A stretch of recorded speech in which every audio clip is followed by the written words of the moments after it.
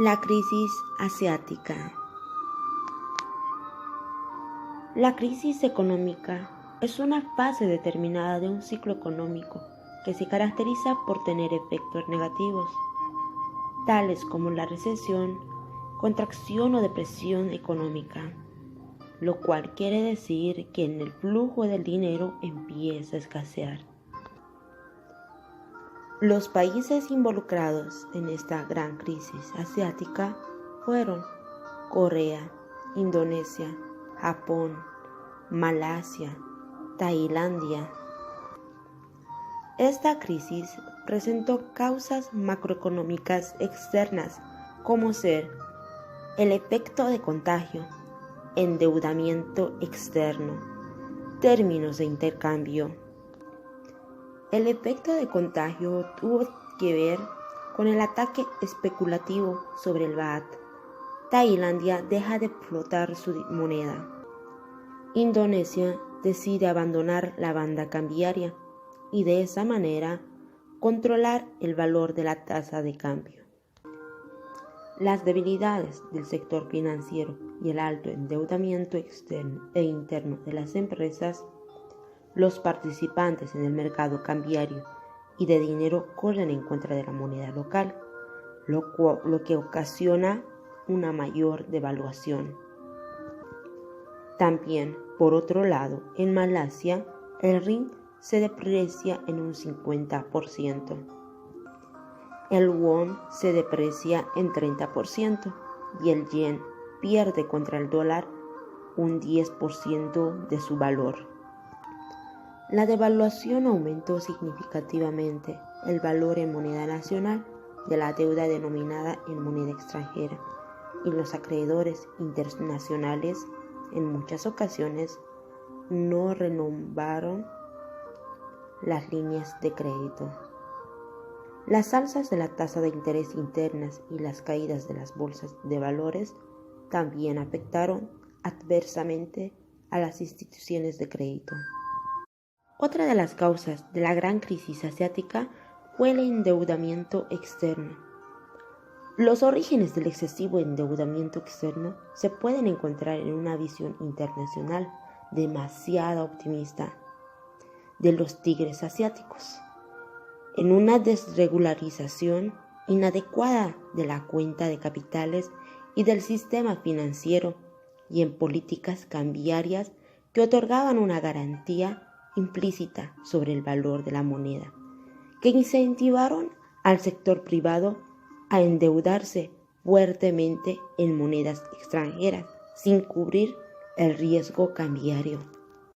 Mientras tanto, para algunos economistas, la crisis fue que muchos gastaban más de lo que ganaban y habían acumulado grandes deudas en monedas extranjeras.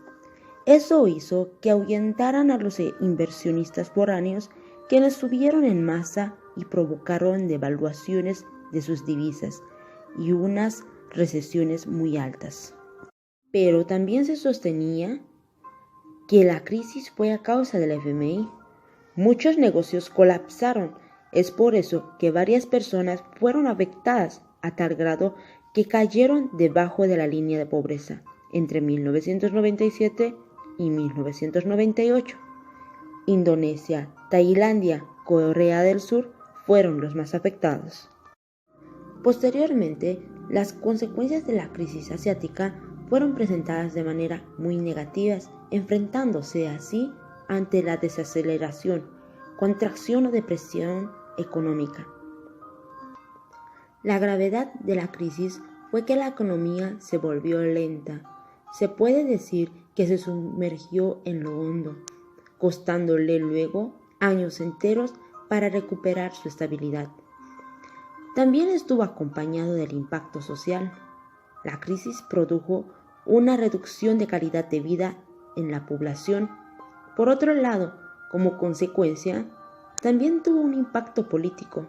La crisis enfrentó recortes y aumentos de tarifas sumamente impopulares, lo cual condució a protestas, generando una inestabilidad política en Indonesia.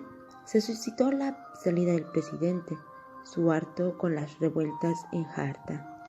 Entretanto, en Japón, el primer ministro renuncia ante presiones por la falta de acción para solucionar el problema bancario.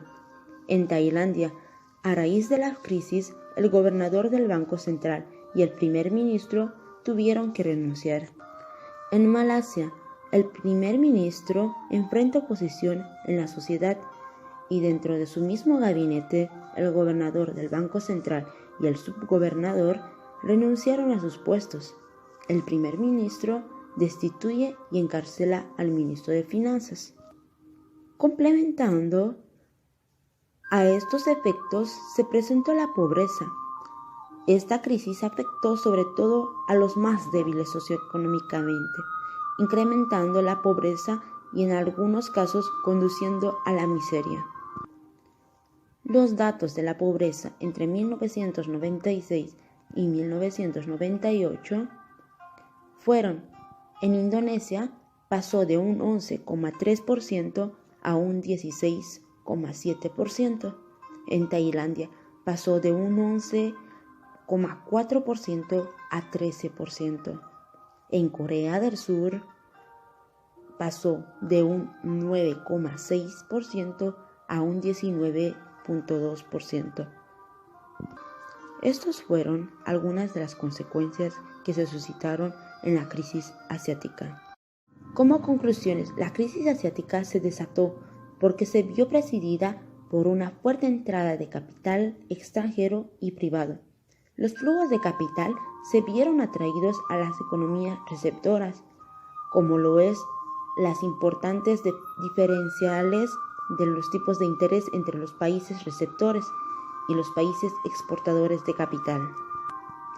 Esto se originó por los muy bajos tipos de intereses internacionales, también en la desregularización de los mercados financieros y la apertura de la cuenta de capital en las economías receptoras, y la existencia en estas últimas de una política cambiaria dirigida a mantener la estabilidad del tipo de cambio nominal.